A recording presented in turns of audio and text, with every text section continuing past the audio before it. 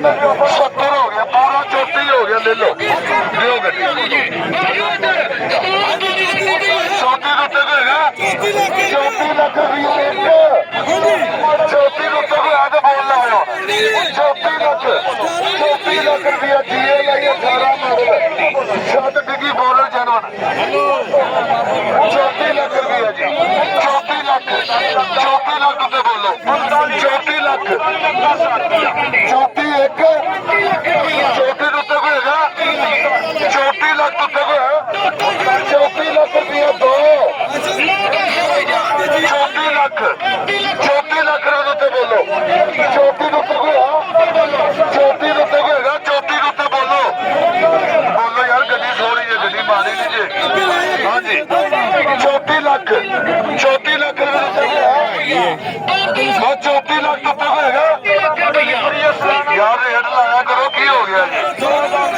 जी लाइए 18 मॉडल 34 रुपए बोलो 34 रुपए बोलो 34 लाख रुपए बोलो 34 लाख रुपया जी 34 लाख रुपए बोलो जी 34 लाख रुपए बोलो गड्डी का बोनट खोल के वेच लो गड्डी थोड़ी जी मारी नहीं जी लाइए 18 मॉडल एक्सल आई नहीं हैगी 34 लाख रुपए बोलो जी 34 रुपए बोलो 40 लाख रुपया 40 लाख रुपए बोलो यार साढ़े 34 के मालक आ गया जी 34 लाख लाया 18 मॉडल की जीएल आई है 7 पिलर डिगी बोनर जैनवन हाँ जी इन्ना को हैगा इन्ना को बोनर हैगा जी बस बाकी बोनर भी जैनवन जी 34 लाख रुपया